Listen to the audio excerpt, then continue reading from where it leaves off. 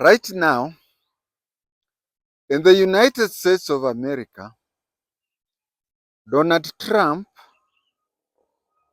is joining up his new government. He's appointing various people to various positions.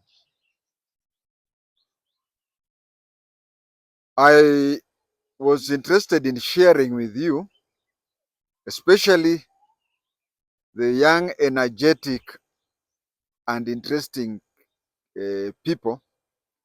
You make me what I am. I'm proud of you.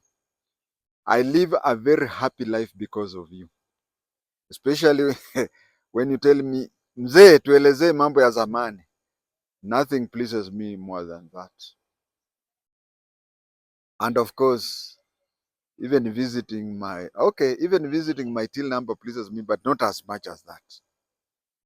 I want to say this, that he is now preparing his cabinet, his government, not cabinet, and he's taking people left, right, and center.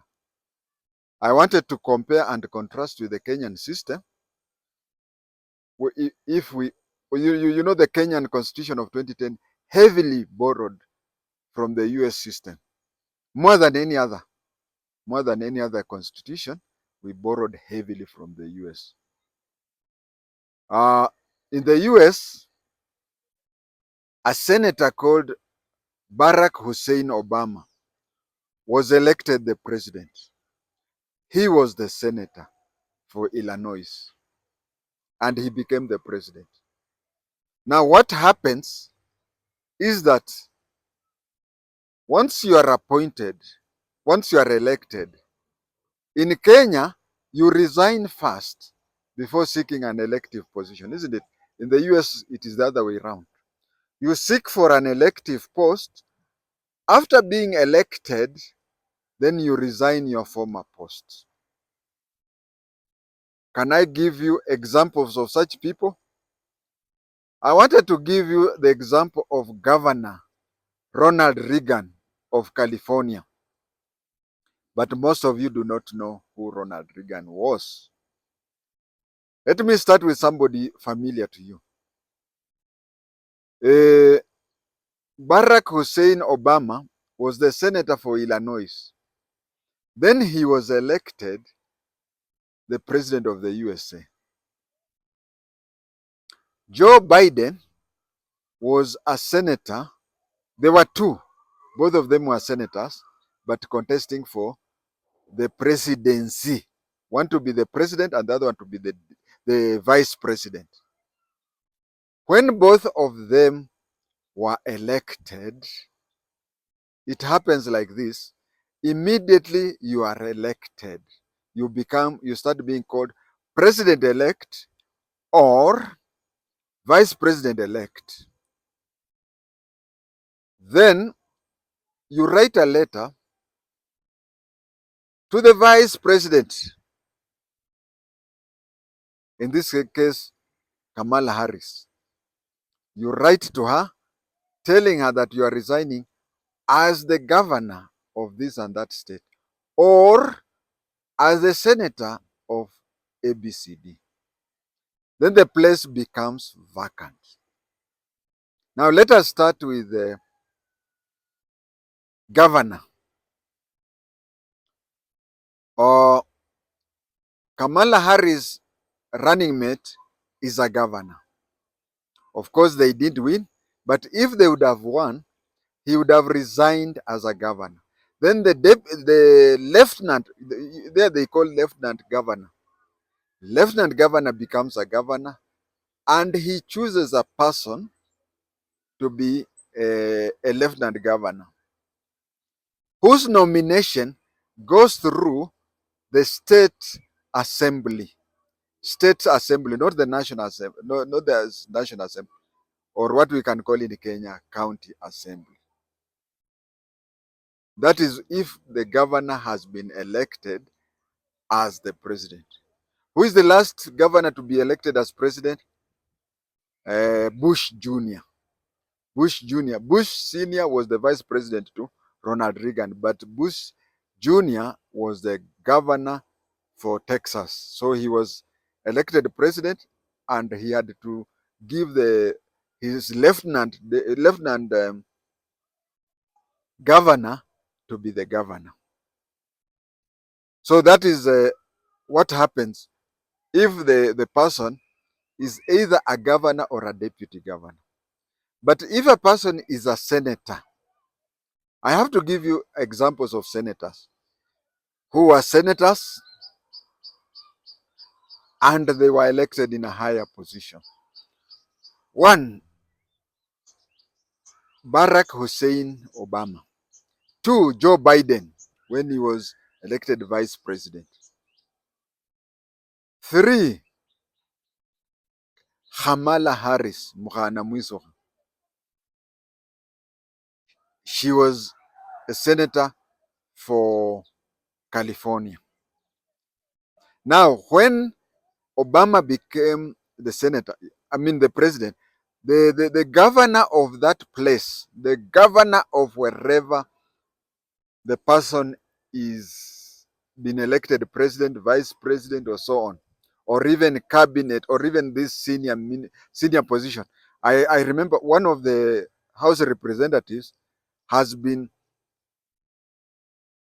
nominated by Trump to be, I think, the ambassador to the UN. Now, when such a position falls vacant, this is what happens. First of all, you are still a senator, you are still a House of Representative, and you are still the governor until such a time that the House approves you. The Senate and the House of Congress approves you to be the minister or ambassador or anything, then you resign from your former position. Now, what happens of those former positions once they fall vacant? As of now, we are only talking of three positions. One was a governor or a deputy governor. One was a senator, or thirdly, one was of a House of Representative. If you are a governor and you are elected in a senior position, in Kenya we call deputy governor. In America they call it lieutenant governor. Lieutenant governor becomes the governor, and the lieutenant governor appoints another person who has to be vetted by the legislature to be. And if it is the deputy governor, or in America they call him or her lieutenant governor, then the governor appoints anybody within that state to be the lieutenant governor, subject to approval by the state legislature. That is if the person was a governor or a deputy governor. If a person was a senator or a House representative, like Obama, Biden, now Waltz, who is the deputy to Trump, he's a senator for a certain place. Now, if you are a senator and you have been elected as the president, elected as a vice president, or you are forming senior positions in the administration, then your home governor will appoint any person from within that state. The only qualification is that person has to be from that state to be the senator or House of Representatives. Now, it happened once, I have to say it. The governor of Illinois, when Obama was elected as the president, he went and resigned as the senator for Illinois. The governor for Illinois, sijui kwa ajili alikuwa anakaa na Mkenya karibu, because Obama ni Mkenya, he started approaching people saying that I'm thinking of making you the senator for Illinois. Utachota nini? Then he was arrested. But the constitution says governor can appoint anybody so long as that person is a resident of that state to be the senator. As I finish off, hapa ndio kuna kuwaga na kizungumkuti. And I think I was provoked to record this because of what I saw on Fox TV a few minutes ago, about an hour ago. There is a place where Donald Trump wants to make the senator for that state to be a cabinet secretary. Now, panelists at the Fox TV was saying this is a state where the governor and the Senate, the governor of that state is from the Democratic Party. That is what they are saying. Now, what usually happens, and I can bet 97% of the situation, if it is true that, you see, in the states there are four people, just like in Kenya we have governor, deputy governor, women rep, and the senator. But in US the states are four people. There is the governor, there is the lieutenant governor, and then there are two senators. There are two senators. So what happens is, if the president appoints you as senator or a member of the House of Representatives to be a cabinet or hold those cabinet level position, you hold a cabinet level position, so you will cease being the senator for that state. Now what happens? The governor is from the Democratic Party.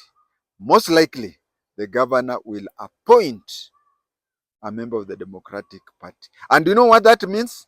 It influences the voting pattern in the Senate and even the House of Representatives, because there are some, I think, if I'm not wrong, there is a member of the House of Representatives who is being nominated to be the ambassador to the UN.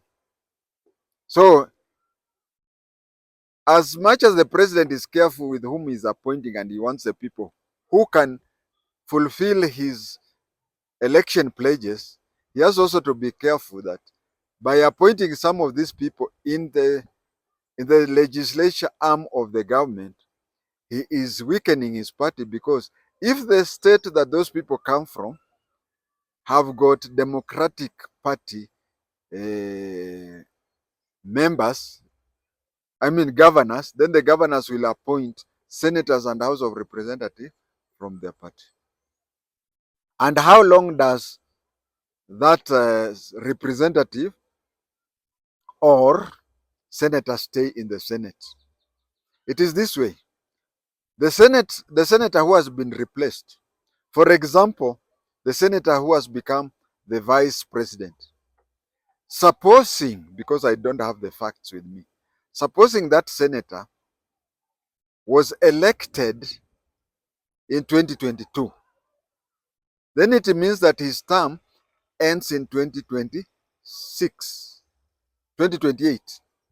So it means that he has served only 2 years as a senator, which means that for the rest of the 4 years remaining, whoever will be nominated, selected, let us use the word selected, because in the American Constitution, if the governor replaces the senator, he has no place to, that one is not like the other ones who have to go through an approval from a committee. No.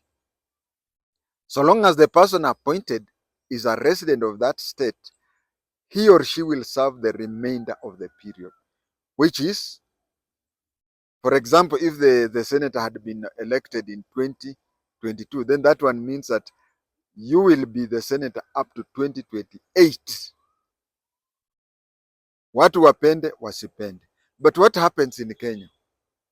What happens if the president of Kenya appoints a member of the National Assembly, or even a member of the county assembly, or a senator to be of those positions?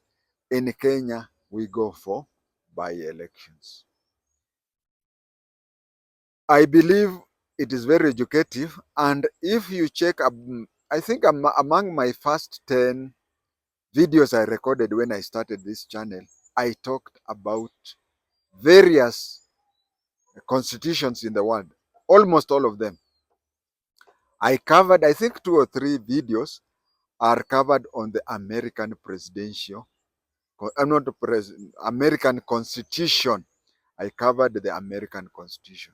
So I would say, I would ask you, if you have time and bundles, you do 3 things. If you have time, you have bundles and some coins. Those are 3.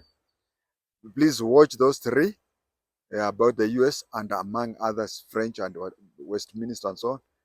And then tupa ka 50 kwa till number bwana. Thank you.